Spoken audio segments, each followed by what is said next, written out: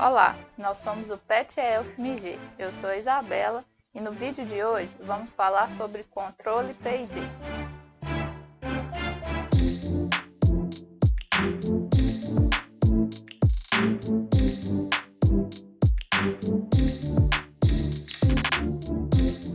No Arduino existe um microcontrolador, que é um controlador digital de pequeno porte.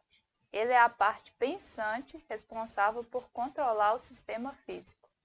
Neste vídeo, vamos entrar nessa parte de controle e aplicar um método que associa parcelas proporcionais, integrativas e derivativas. Daí vem o nome, controle PID. A função dele é corrigir o erro de um sistema em malha fechada, de forma contínua e precisa. Essa parte é um pouco mais teórica, mas vem com a gente que vamos explicar como usar isso para melhorar o nosso robô seguidor de linha. Vamos dar uma olhada na fórmula geral do controle PID, que consiste na soma de 3 parcelas. Cada uma dessas parcelas desempenha um papel no cálculo da correção do erro do sistema. A função EDT é o erro do sistema naquele instante T. Já KP, KI e KD são as nossas constantes, que definem o peso de cada parcela do PID. A constante Kp multiplicada pelo erro instantâneo forma a parcela proporcional do controle PID. Ela é responsável pela correção desse erro instantâneo, isto é, quanto maior for o erro naquele instante, maior será a correção do controlador. No nosso caso, se o robô estiver neste instante para a esquerda da linha, essa é a correção que mandará ele de volta para a direita, e vice-versa. A constante KI, multiplicada pelo acumulado do erro, ou a soma dos erros, forma a parcela integral. Ela é responsável por corrigir o sistema proporcionalmente ao erro acumulado. O controlador integral fornece estabilidade para o sistema, além de diminuir ou, em alguns casos, até zerar o erro de estado estacionário, que é o erro no estado final de um sistema, depois de se estabilizar. No nosso caso, não vamos utilizar essa parcela e já explicaremos o porquê. Por fim, a constante KD multiplicada pela variação do erro, ou a diferença entre os erros, forma a parcela derivativa. O controlador derivativo age conforme a velocidade de variação do erro, ou seja, atua em situações onde o erro varia muito rapidamente. Vamos tentar enxergar isso de maneira mais simples, pensando no nosso seguidor. Sem a terceira parcela, quando o robô estivesse muito à esquerda da linha, ele seria mandado muito para a direita, que é a função da parcela proporcional que a gente já viu. Assim, ele seria tão jogado para a direita que provavelmente passaria do ponto desejado e teria que ser mandado para a esquerda de novo. Isso ficaria se repetindo e deixando o robô muito estável. Agora, implementando a parcela derivativa, vemos que o robô apresenta um movimento muito mais suave.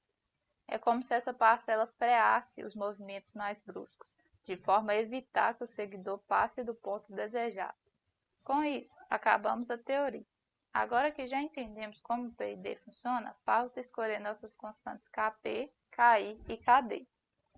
Podemos definir aqui constantes.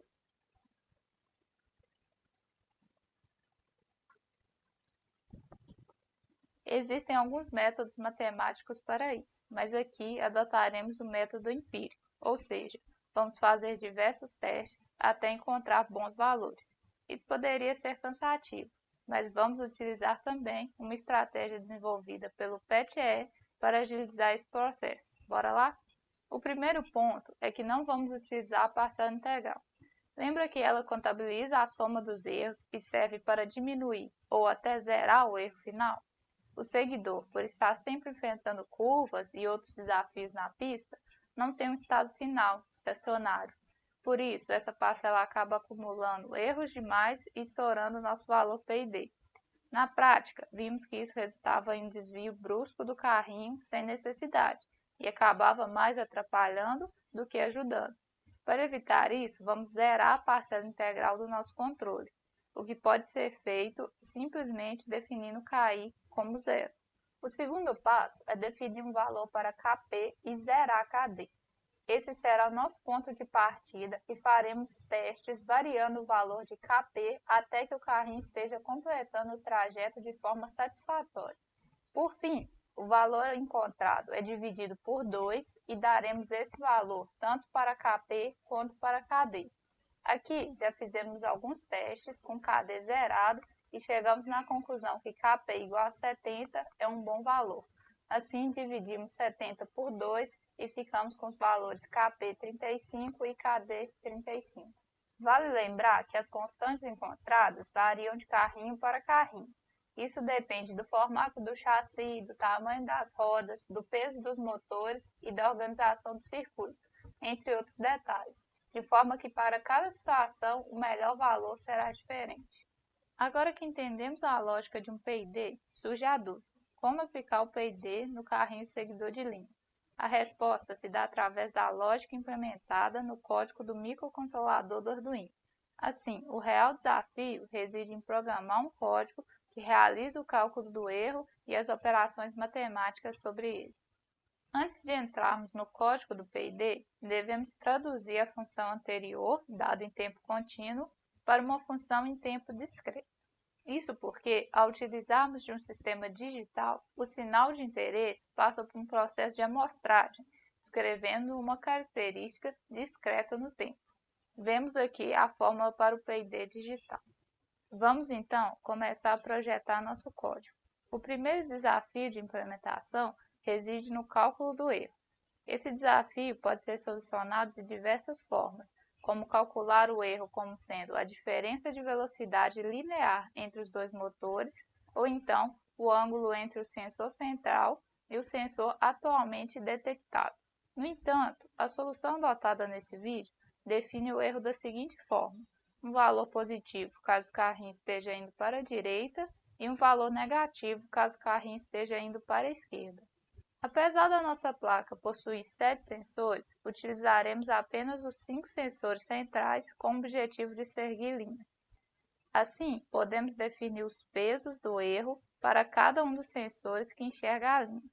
Observe que, caso apenas o sensor central estiver detectando a linha, o erro será nulo.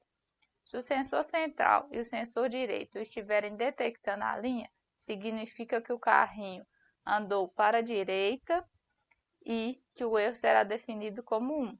De forma progressiva, caso os sensores adjacentes detectem a linha, o erro sobe em módulo. Veja na imagem o que está acontecendo com o carrinho na prática. Quando o carrinho está posicionado levemente para a esquerda, o erro é atribuído a -1. Assim, o PID irá atuar de forma a fazer com que o carrinho faça a curva à direita, através da mudança das velocidades das rodas. Assim, o carrinho volta a se posicionar ao centro. Vamos construir a função que calcula em qual erro o carrinho se encontra. É a função calcula erro.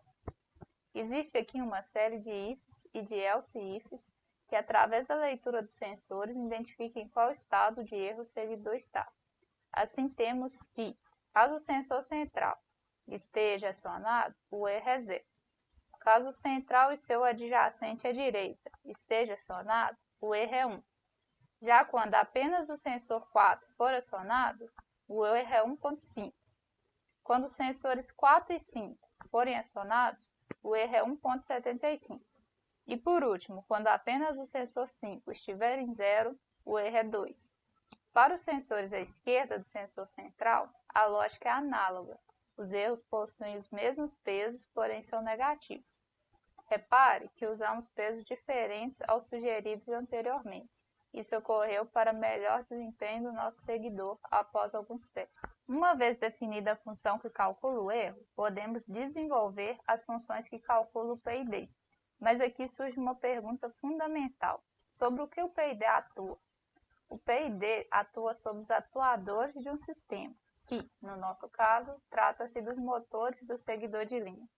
Na solução aqui descrita, cada motor é controlado de maneira separada, de forma que o valor final calculado pelo PID modifica a velocidade dos motores por meio da alteração do valor de PWM. Observe o código que implementa o controle PID, aqui na função calcula PID. Inicialmente, abrimos um if, para verificar se o erro da posição do carrinho é igual a zero. Caso seja verdade, a parcela integral do PID é igualada a zero. Isso porque, caso atribuirmos um valor diferente de zero a essa parcela, o valor do PID seria alterado mudando o seguidor de linha de posição, que neste caso está bem posicionado ao centro da linha. Após o primeiro if, igualamos a parcela proporcional do PID ao erro. Isso porque esta parcela trabalha com o erro instantâneo do seguidor de linha. Em seguida, atribuímos o valor da parcela integral de forma que o seu valor seja igual ao erro atual, mais o valor da parcela integral anterior. Posteriormente, realizamos um if-else responsável por verificar o valor da parcela integral. Isso porque, como esse termo é acumulativo, precisamos estabelecer limites para que não chegue a valores elevados. Os limites escolhidos são referentes ao valor máximo do PWM. Na linha a seguir, atribuímos a parcela derivativa, de forma que seu valor seja igual à diferença entre o erro atual menos o erro anterior. Após isso, calculamos o valor do PID utilizando a forma do PID digital dita anteriormente. Por fim, igualamos o valor do erro anterior como sendo o erro atual. Agora que calculamos o valor do PID, vamos utilizar seus valores para atuar nos atuadores. Observe a função controle motor. Caso o valor do PID seja positivo, significa que a linha da pista está à direita e o robô deve fazer uma curva para a direita. Assim, o valor do PID é subtraído ao valor do PWM do motor direito, de forma a realizar essa curva necessária. Caso contrário, a linha da pista está à esquerda e o robô deve fazer uma curva para a esquerda. Assim, o valor do PID é subtraído ao valor do PWM do motor esquerdo, de forma a realizar a curva necessária. Veja que o carrinho, por meio do controle PID, consegue corrigir sua posição ao induzir este ao erro. Com isso, finalizamos este vídeo. Se tiverem qualquer dúvida, podem perguntar aqui nos comentários. Obrigada e até a próxima!